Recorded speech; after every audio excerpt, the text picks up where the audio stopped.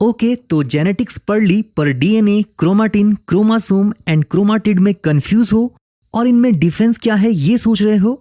तो बहुत सिंपल है, ये वीडियो देखो और जान जाओ। तो सबसे पहले DNA, deoxy ribo nucleic acid, the blueprint of life, वो मॉलिक्यूल जिसमें जेनेटिक इंस्ट्रक्शन यानी आनुवंशिक सूचनाएं होती हैं किसी भी जीव की ग्रोथ, डेवलपमेंट और रिप्रोडक्शन यानी जनन के लिए।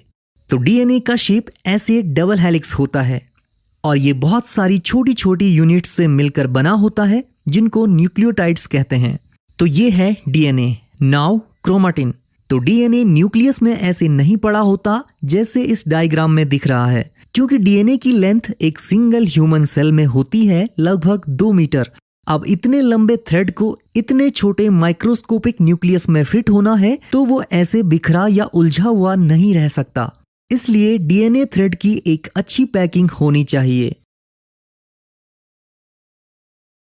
जैसे अगर एक बैग में ज्यादा सामान भरना है तो उसे ठूंसना नहीं बल्कि अच्छे से पैक करना होगा, इसलिए ये डीएनए थ्रेड कई छोटे छोटे बॉल्स जैसे स्ट्रक्चर से लिपट कर अच्छे से पैक हो जाता है, ऐसे।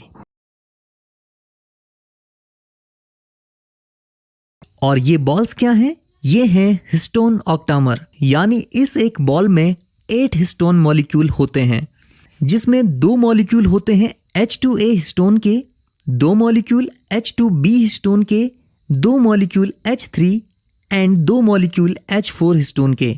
और साथ ही इस डीएनए और हिस्टोन की पैकिंग को स्टेबिलिटी देने के लिए एक और हिस्टोन प्रोटीन यहाँ होती है H1 हिस्टोन, जो ऑक्टामर के बाहर होती है। और इस एक हिस्टोन ऑक्टामर और इससे लिपटे डीएनए स्ट्रक्चर को कहते हैं न्यूक्लियोसोम। तो अब डीएनए की हिस्टोन ऑक्टामर के साथ ये जो पैकिंग होती है इस स्ट्रक्चर को कहते हैं क्रोमाटिन, यानी एक क्रोमाटिन में हमें कई न्यूक्लियोसोम देखने को मिलते हैं। एंड सेल की पूरी लाइफ में डीएनए क्रोमाटिन के फॉर्म में ही सेल के न्यूक्लियस में पड़ा होता है।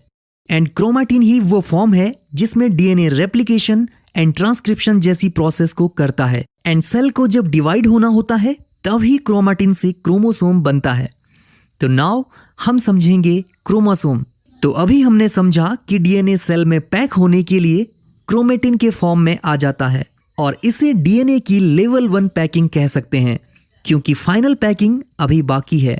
क्योंकि अब जब क्रोमेटिन और ज्यादा कंडेंस यानी संघनित होगा तो वो बनाएगा क्रोमोसोम। इन शॉर्ट, डीएनए जब कंडेंस होता है विद हिस्टोन प्रोटीन तो वो क्रोमेटिन बनाता है, एंड क्रोमेटिन जब आगे और ज्यादा कंडेंस यानी संघनित होता है तब बनता है क्रोमोसोम। पर सवाल यह है कि जब एक बार डीएनए पैक होकर क्रोमेटिन बना लेता है तो फिर और ज्यादा पैक होकर क्रोमोसोम क्यों बनाना पड़ता है? तो जवाब है डीएनए को 2 इक्वल पार्ट्स में डिवाइड करने के लिए।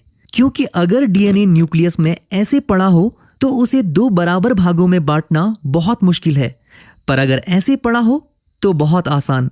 जैसे इस मैगी नूडल्स को इस तरह 2 इक्वल पार्ट्स में डिवाइड करना मुश्किल होगा, पर अगर वो इस तरह से पैक किया गया है तो उसे बांटना आसान हो जाएगा। पर डीएनए को 2 इक्वल पार्ट्स में बांटना क्यों होता है? और इसका जवाब है सेल डिवीजन में। तो जब सेल डिवाइड करती है तो उसके डीएनए को भी 2 बराबर भागों में बांटना होता है। हमारे शरीर में ग्रोथ, डेवलपमेंट, रिपेयरिंग, रिप्रोडक्शन, इन सभी प्रोसेस के लिए नई सेल्स चाहिए जो कि पुरानी सेल्स के डिवाइड होने से बनती हैं। फॉर एग्जाम्पल, अगर ये सेल डिवाइड होकर 2 नई सेल बनाती है तो इन दोनों डॉटर सेल में भी डीएनए इक्वल होना चाहिए और उतना ही जितना कि वो पेरेंट सेल में था। हालांकि मियोसिस में डीएनए आधा होता है, पर वो हम किसी और वीडियो में समझेंगे। तो इस तरह डीएनए जो क्रोमेटिन के फॉर्म में सेल में रहता है वो डिवाइड होने से पहले अपने आप को डबल कर लेता है ताकि नई डॉटर सेल में भी डीएनए का अमाउंट उतना ही हो जितना कि पेरेंट सेल में था। और क्योंकि क्रोमोसोम की फॉर्म में आने से पहले डीएनए अपने आप को डबल करता है, इसी वजह से क्रोमोसोम ऐसे नहीं ऐसे दिखता है, यानी विद 2 सिस्टर क्रोमाटिड। यानी अगर डीएनए डबल नहीं हुआ होता तो हमें क्रोमोसोम कुछ ऐसा दिखता जैसा कि वो डिवाइड होने के बाद दिखता है। Now chromatid. तो इस एक्स शेप क्रोमोसोम में डीएनए के 2 आइडेंटिकल मॉलिक्यूल हैं। एक ये और एक ये, जो एक सिंगल सेंट्रोमियर से जुड़े होते हैं और इनको ही क्रोमेटिड कहते हैं। ये है एक क्रोमेटिड और ये है दूसरा क्रोमेटिड। तो क्रोमेटिड वर्ड हम कब यूज करते हैं?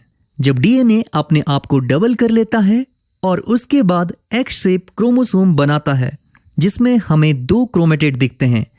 इन दोनों क्रोमेटिड को आपस में सिस्टर क्रोमेटिड कहते हैं, क्योंकि एक्चुअली ये 2 डीएनए मॉलिक्यूल हैं जो एक दूसरे की एग्जैक्ट कॉपी होते हैं। तो आई होप कि अब आप DNA, chromatin, chromosome and chromatid में डिफरेंस कर पाने में सक्षम हैं। जल्द ही मिलते हैं एक नए वीडियो में।